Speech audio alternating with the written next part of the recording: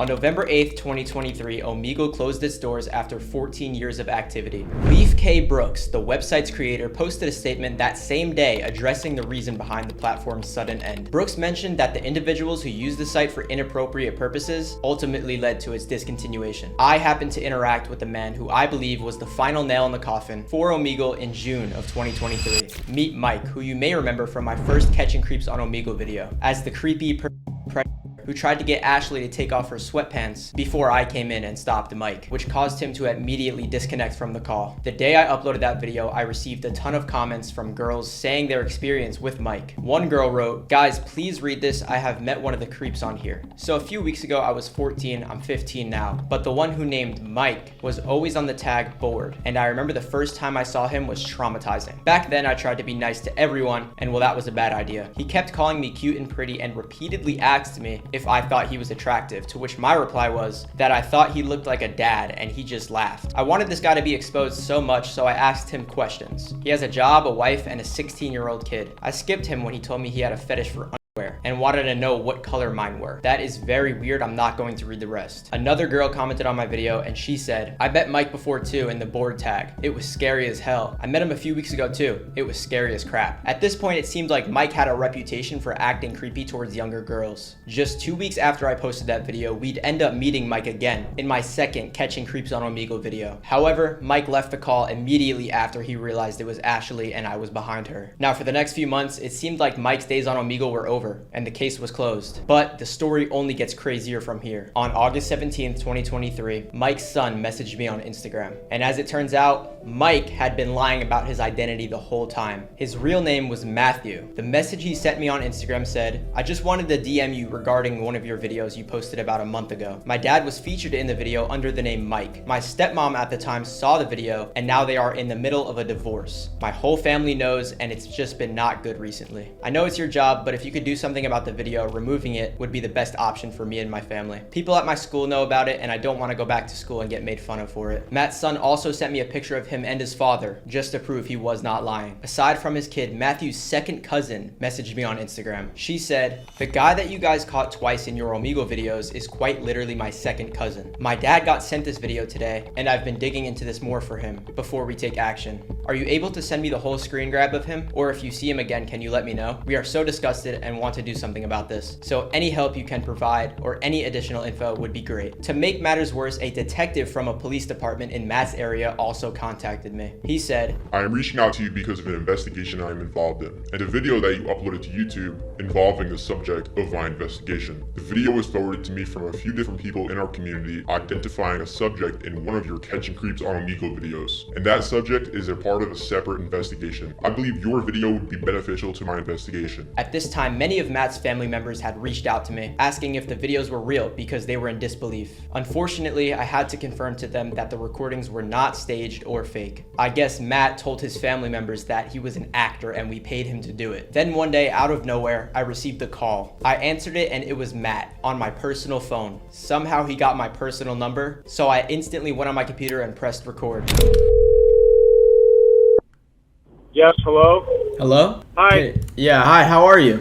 Not very good, and I'm just going to say something real quick. I'm in a bad area, so if I'm going through a bunch of trees. I'm in a back road or something right now. I just wanted to talk. I just wanted to apologize for everything that's happening right now. I know that my son has reached out to you, and I appreciate you taking the time to actually listen to what he has to say. I just wanted to talk and just see what's going on. I'm getting a divorce. My entire life is ruined. That's all I have to say.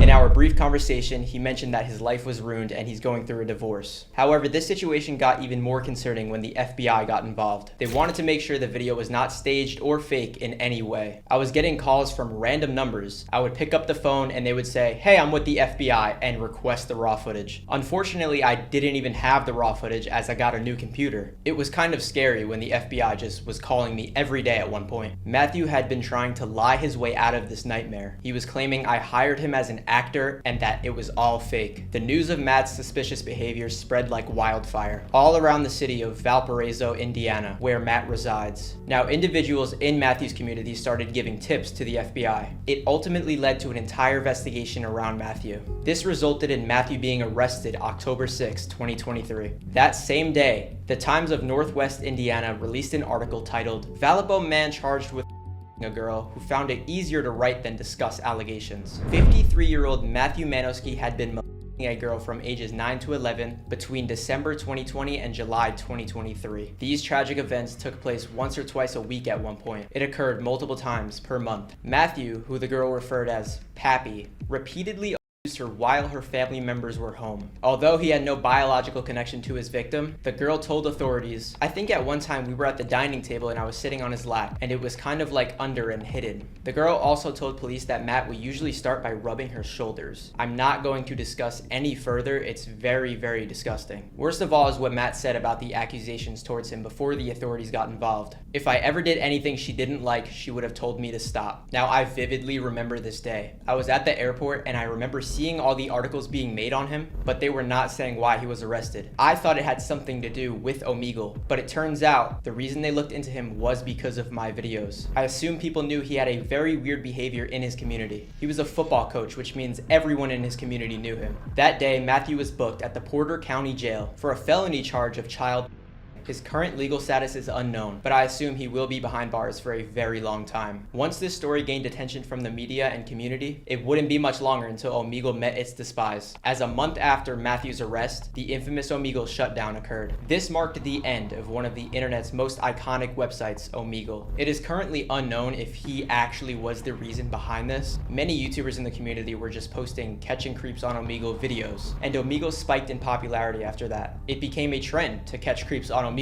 I can only assume Leif K. Brooks, the website's creator, started seeing these videos. Omegle was going viral for the wrong reason. This whole story is insane to me. I actually made a video covering this 9 months ago. At that time, I could not speak on the entire situation, and I still can't. I'm saying what I can say. Everything is alleged. Now, as you guys may know, Omegle is not completely gone. There's another website called OmeTV. It's basically the same exact thing as Omegle. I'm making these catching creeps on Omegle videos on OmeTV now. And still every day there are terrifying creeps on there. Now, I have a story very similar to this that actually occurred recently. I cannot speak much on it, but I will be releasing a full video on it soon. To give you a quick rundown, we caught a man named Charles on Omegle. He was talking to underage girls, and we caught him over 11 times. We used different girls because he knew Ashley's face and he knew not to be a creep to her. It led to the point where his mother called me, asking for help. He is 32 years old. I'm not gonna speak much on this right now, but in the future I will be releasing another video on this. It's almost crazier than this story.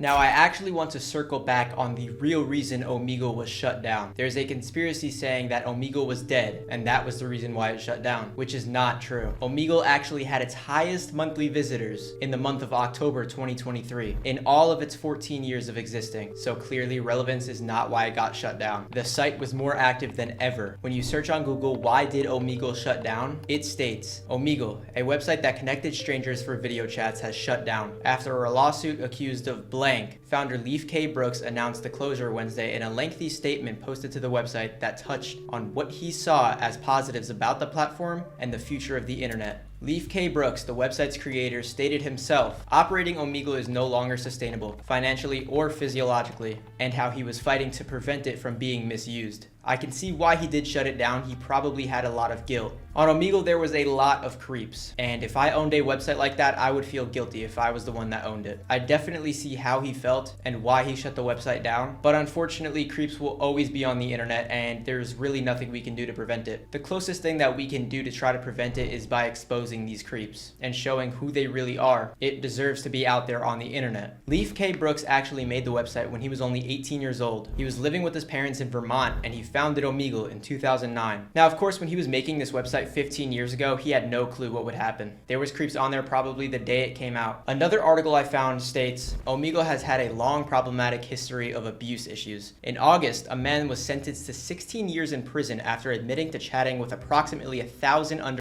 girls, and I'm not going to read the rest of it. It does not say any names in that article, but I am very curious if Matthew was the actual reason. Now, before Omegle got shut down, they had a lawsuit going on for $22 million involving an girl. So there are plenty of cases like Matthew's. I've wanted to make this video for a very long time, but I couldn't. Now I can finally speak on what allegedly happened with Matthew. Unfortunately, there's even more creeps on the new website OmeTV, and the only thing that we can do right now is bring light to it to hopefully prevent any cases similar to this. I'm going to continue making these videos. I genuinely do enjoy them, but in the future, OmeTV might get shut down for the same reason. But it's been up for years and it has not shut down. So I guess we can only use our minds to think what will happen. Again, everything is alleged in this video, and I will continue making these videos. Thank you guys for all your support. I really could not thank you guys enough. Believe it or not, you guys had a big play in this case. Who knows what Matthew was capable of? He could have went way further. I'm glad he's behind bars now, and I am kind of scared because he's probably thinking how to get rid of me right now. I'm not joking either.